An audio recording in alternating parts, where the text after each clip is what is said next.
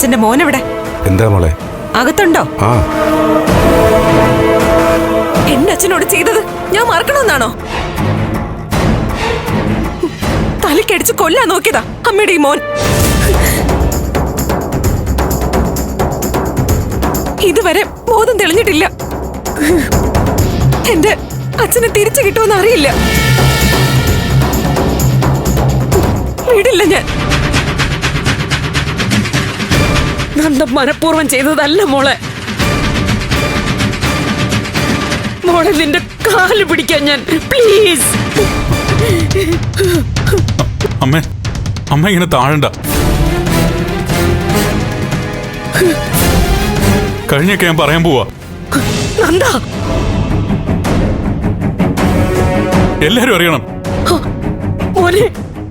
ഇല്ലമ്മേ, ഇതിനു മുമ്പേ തന്നെ അച്ഛനോടും എന്റെ ഭാര്യയോടും തുറന്നു പറയണമായിരുന്നു.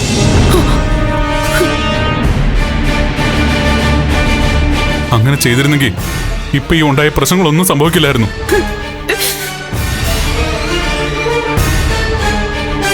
അതിനു മുമ്പ് ഒരു കാര്യം,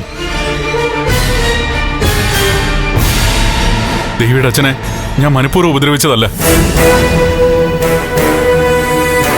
ഋഷിയുടെ കൂട്ടുകാരനെ തല്ലിയപ്പോ അച്ഛന് കൊണ്ടതാ.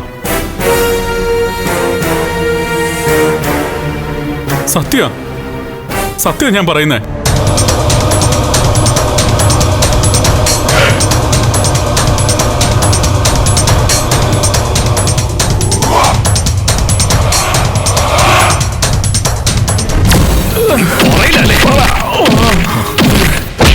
കൊല്ലണവരെ അടുക്കരുത്. അടുത്തൊന്ന് കൊല്ലണേ.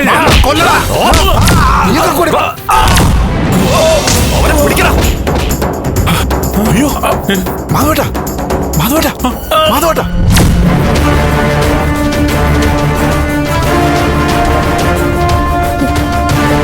ഇനിയിപ്പൊ പുതിയ കഥകളൊക്കെ ഉണ്ടാക്കി രക്ഷപ്പെടാൻ നോക്കണ്ട. അമ്മയും മോനും ചേർന്ന് ചെയ്തു കൂട്ടിയതിനൊക്കെ ഉത്തരം പറയിപ്പിച്ചിട്ടേ ഞാൻ അടങ്ങൂ. എല്ലാത്തിനും ശിക്ഷ വാങ്ങിത്തന്ന് ഇയാളെ ഞാൻ ജയിലിൽ കയറ്റും.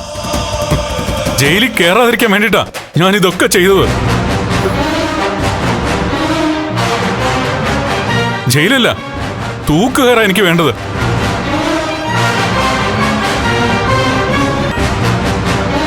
ഋഷിയെ കൊന്ന ഞാനാ.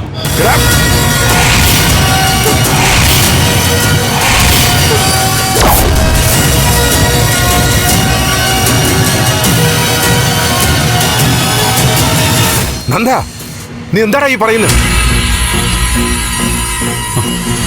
അതെ അച്ഛാ, അരുന്ധതി മേഡത്തിന്റെ മകൻ ഋഷിയെ കൊന്നത് ഞാനാ.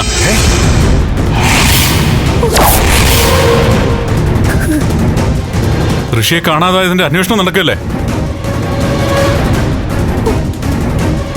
ഋഷി നാട് വിട്ടു പോയതൊന്നുമല്ല, ഋഷിയെ ഞാൻ കൊന്നതാ.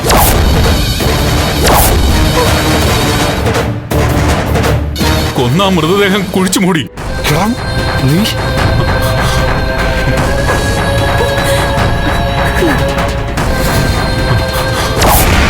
നിന്റെ അമ്മയും പെണ്ണും പിള്ളയൊക്കെ ഞാൻ തെണ്ടിക്കൂടാ.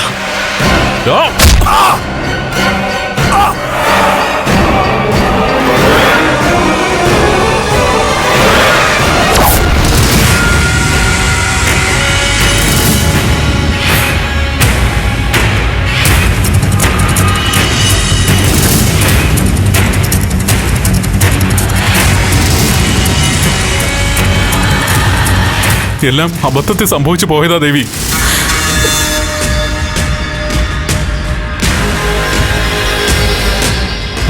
അമ്മയെ ആക്ഷേപിക്കുന്നതായിട്ട് സഹിക്കാൻ വയ്യാതെ ഞാൻ ചോദിക്കാൻ ചെന്നതാ. പക്ഷെ അതിലവൻ മരിച്ചു.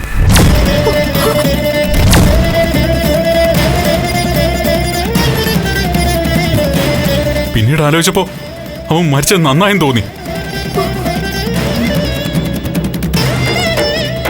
അല്ലായിരുന്നെങ്കിൽ നമ്മളെ പലരെ ഇല്ലാതാക്കിയനവൻ.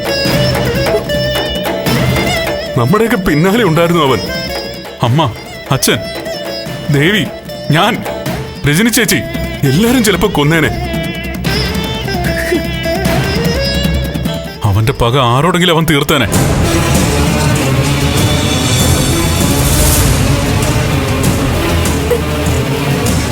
എന്താ നീ പറയുന്നൊക്കെ? സത്യം അച്ഛാ, സത്യ.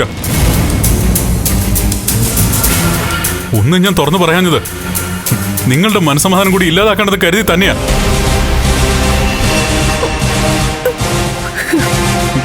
പേടിയായിരുന്നു അച്ഛാ. ഞാൻ വല്ലാത്തൊരവസ്ഥയിലായിരുന്നു.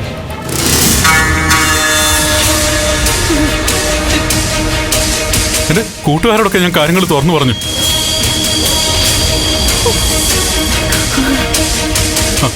ഋഷിയുടെ പ്രേതത്തെ കണ്ടത് വാസ്തവമാണ്. പലവട്ടം ഞാൻ അവനെ കണ്ട് പേടിച്ചു.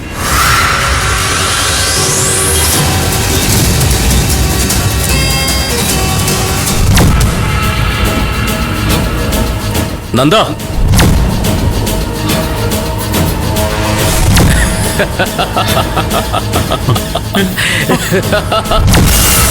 എല്ലാത്തിൽ നിന്ന് രക്ഷപ്പെടാൻ ഞാൻ മദ്യപിച്ചു.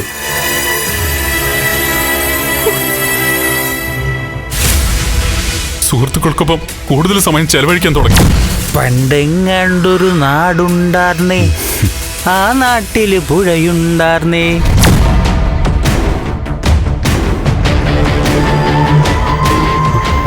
ദേവി, ഇസബെല്ലയും കെവിനുമാ എനിക്ക് താങ്ങായി നിന്നത്. പലപ്പോഴും അവരുടെ സാമീപ്യ എനിക്ക് ധൈര്യം തന്നത്.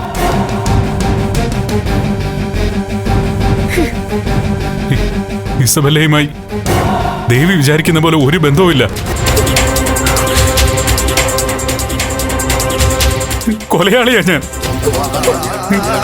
ഒരുത്തനെ കൊന്ന് കുഴിച്ചു മൂടിയവനാ ഞാൻ. എന്ത് ശിക്ഷ അനുഭവിക്കാനും ഞാൻ തയ്യാറാ.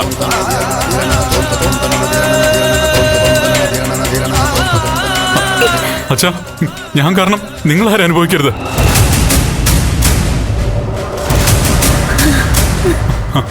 പോവാം, പോലീസ് സ്റ്റേഷനിൽ പോവാം. അച്ഛാ, പോലീസ് സ്റ്റേഷനിൽ പോവാം. എനിക്ക് മടുത്തു. ഞാൻ കീഴടങ്ങിക്കോളാം.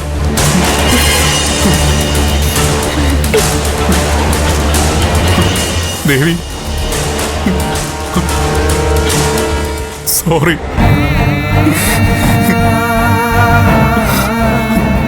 ഞാൻ ഒരുപാട് വേദനിപ്പിച്ചിട്ടുണ്ട്. സോറി.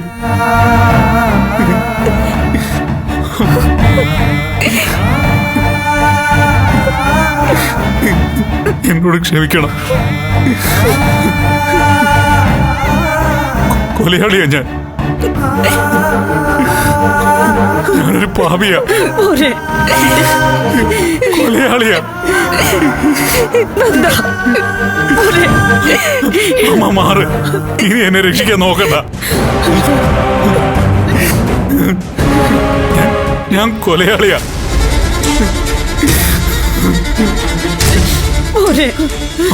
മാറമ്മേ. അച്ഛ, എന്ത് ശിക്ഷ ഉണ്ടെങ്കിലും ഞാൻ നേരിടാം.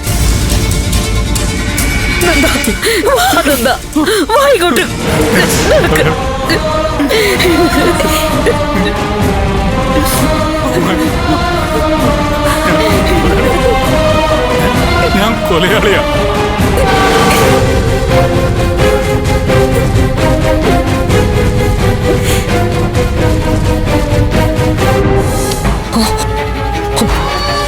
നീ കാണിച്ചത് ബുദ്ധിമോശമായി പോയി നന്ദ.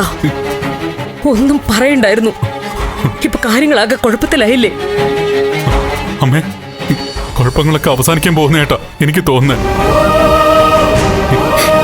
എനിക്കിപ്പോ എന്തോ വല്ലാത്തൊരു സമാധാനം തോന്നുന്നു. ദേവിക എന്തൊക്കെയാ ചെയ്യാൻ പോകുന്നെന്ന് നീ ആലോചിച്ചോ? ഇനിയിപ്പോ എന്ത് ചെയ്താലും എനിക്ക് കുഴപ്പമില്ല. എന്റെ മനസ്സിലെ സമ്മർദ്ദം മുഴുവൻ തീർന്നു. എന്ത് ശിക്ഷ കിട്ടിയാലും ഞാൻ അനുഭവിച്ചോളാം. ദേവി എന്നെ തെറ്റിദ്ധരിച്ചല്ല ജീവിക്കുന്നേ. അവളെ സ്നേഹിക്കുന്നില്ലെന്ന് കരുതിയല്ലേ എന്നോട് പെരുമാറുന്നേ.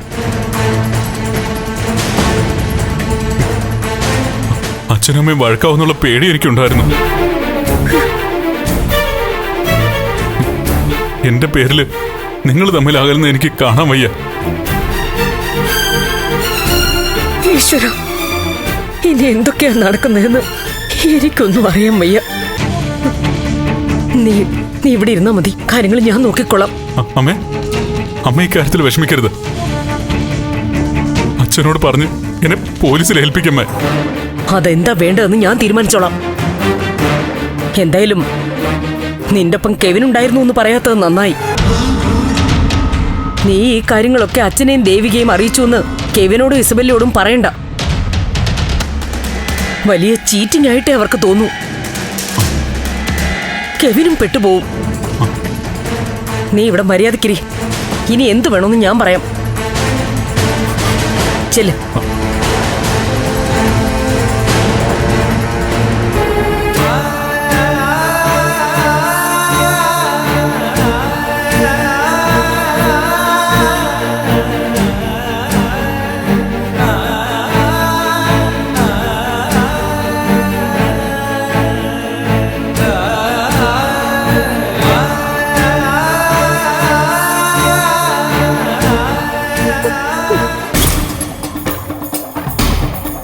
ഇങ്ങനൊരു അവസരത്തിൽ ദേവികയെ ഒരു കാരണവശാലും ചന്ദ്രോത്തേക്ക് അയക്കാൻ പാടില്ലായിരുന്നു. ദേവിക പോകുന്ന കാര്യം ശാരിക ഒന്ന് പറഞ്ഞിരുന്നെങ്കിൽ ദേവികയെ തടയായിരുന്നു.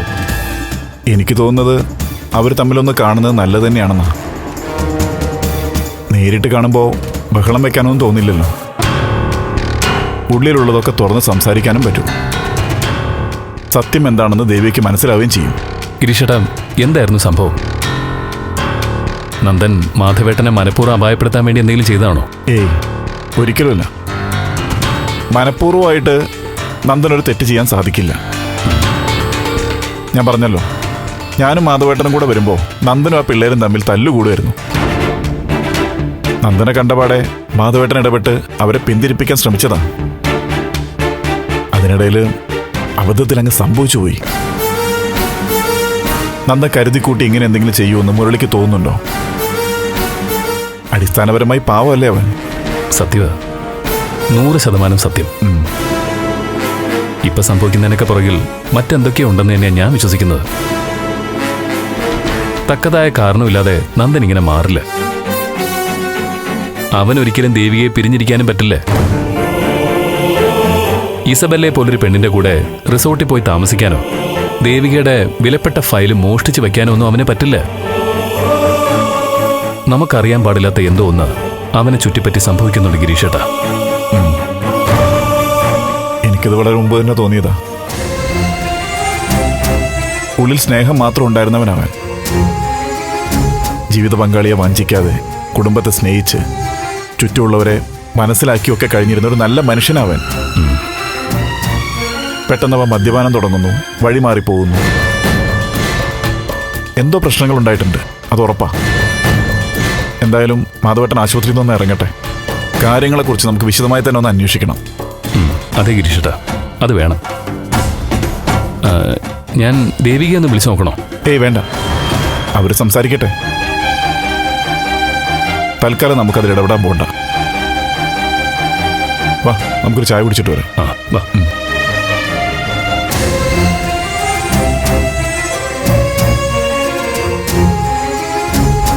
എന്തൊക്കെയാ നടക്കുന്നത്? ഒന്നും വിശ്വസിക്കാൻ പറ്റുന്നില്ലല്ലോ. ചിന്തിക്കാൻ പറ്റുന്നതിനും അപ്പുറത്ത് അപകടമാണല്ലോ വന്നു പെട്ടിരിക്കുന്നത്. മോളെ, എത്ര ദുഷ്ടനെയാണെങ്കിലും നന്ദൻ ഒരാളെ കൊല്ലാനൊക്കെ പറ്റുമോ?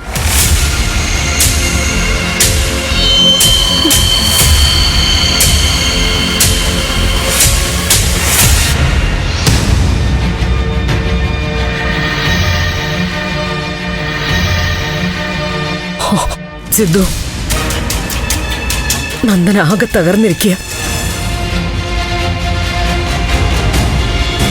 അവനെ ഏതെങ്കിലും ഹോസ്പിറ്റലിലേക്ക് കൊണ്ടുപോവേണ്ടി വരും. തനിക്കിതൊക്കെ നേരത്തെ തന്നെ അറിയായിരുന്നു അല്ലേ? ഇത്രയും വലിയ രഹസ്യം താനെന്താ ഞങ്ങളെ അറിയിക്കാത്തത്? അവനെ ജയിലിലേക്ക് പറഞ്ഞുവിടാൻ മനസ്സില്ലാത്തതുകൊണ്ട്. ഞാൻ ഒരിക്കലും അറിഞ്ഞുകൊണ്ടല്ല ഇത് ചെയ്തതെന്നുള്ളത് വ്യക്തമാണ്. നമ്മളെയൊക്കെ രക്ഷിക്കാൻ വേണ്ടി ശ്രമിക്കുന്നതിനിടയിൽ പറ്റിപ്പോയതാ.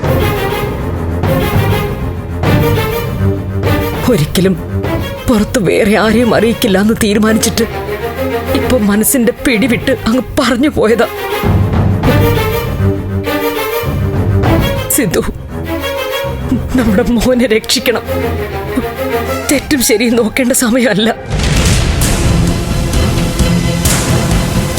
അവന്റെ ഭാവിയാ നമുക്ക് പ്രധാനം.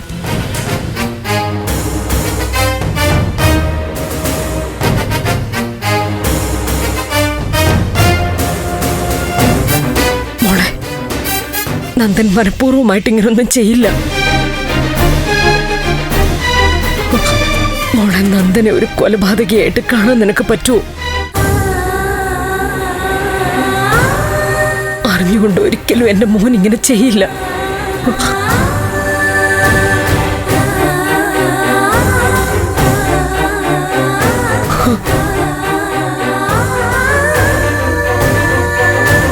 സിദ്ധു എന്താ മറുപടി പറയാത്ത? എനിക്കറിയില്ല. എന്റെ തലയിലേക്ക് ഒന്നും കേറുന്നില്ല. എന്ത് ചെയ്യണമെന്നും അറിയില്ല.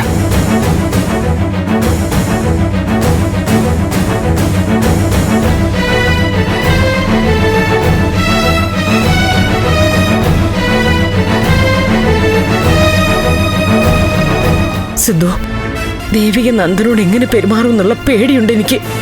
ഭർത്താവിന്റെ കാര്യത്തിൽ ഭാര്യയ്ക്ക് അവകാശമുണ്ട്.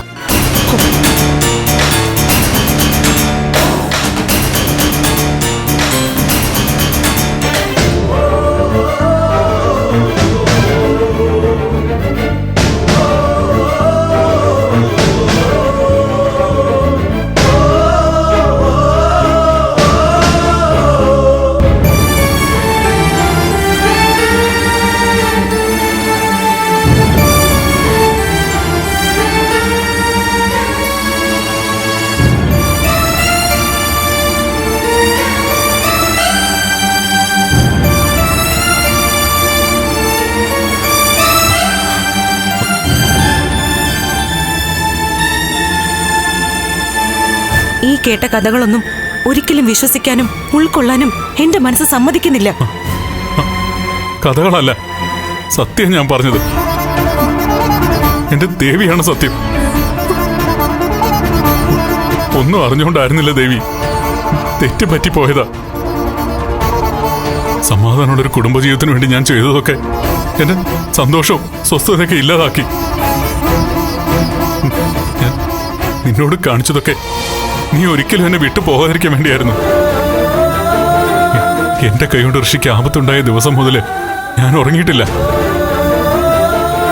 കാര്യങ്ങൾ അറിഞ്ഞ നീ എങ്ങനെ പ്രതികരിക്കുന്നുള്ള പേടിയുണ്ടായിരുന്നു എനിക്ക്. സെബല്യം കെവിനും ഒക്കെ എനിക്ക് ധൈര്യം തന്നെ എന്നെ കൂടെ നിർത്തി. അതുകൊണ്ടാ ഞാൻ അവരോടൊപ്പം നിന്നത്. അതുകൊണ്ടില്ലായിരുന്നെങ്കിൽ ഞാൻ ചിലപ്പോ ആത്മഹത്യ ചെയ്യുമായിരുന്നു. എന്നെ വിട്ടുപോവാൻ നിനക്ക് വ്യക്തമായ കാരണങ്ങളുണ്ടായിരുന്നു. പക്ഷെ ദേവി, ഞാൻ നിന്നെ വഞ്ചിച്ചിട്ടില്ല. മരണം വരെ അങ്ങനെ ഉണ്ടാവുകയില്ല.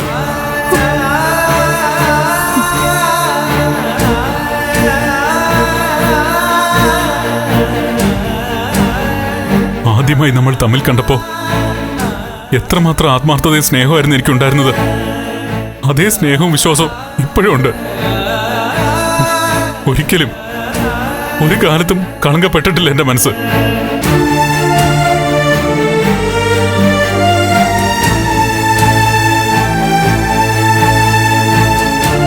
ദേവിയുടെ അച്ഛൻ അപകടം പറ്റിയത് ഞാൻ തന്നെ അറിയാതായിരുന്നു. സത്യ.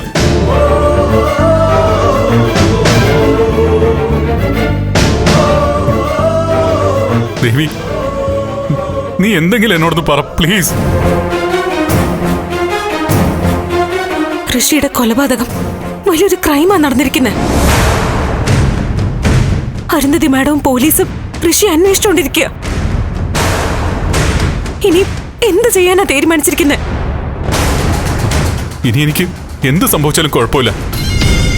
എല്ലാം നിന്നോട് പറഞ്ഞു കഴിഞ്ഞല്ലോ. അത് പറഞ്ഞിട്ട് കാര്യമില്ല. പോലീസിനോടും കോടതിയോടും ആ ന്യായം പറഞ്ഞ പോരല്ലോ. കൊലപാതകം ഒളിച്ചു വെക്കാനും പറ്റില്ലല്ലോ. ഒന്നും അറിയില്ല, എനിക്കൊന്നും അറിയില്ല. ഞാൻ എന്താ ചെയ്യണ്ടേ? ദേവി പറ, അതുപോലെ ഞാൻ ചെയ്തോളാം.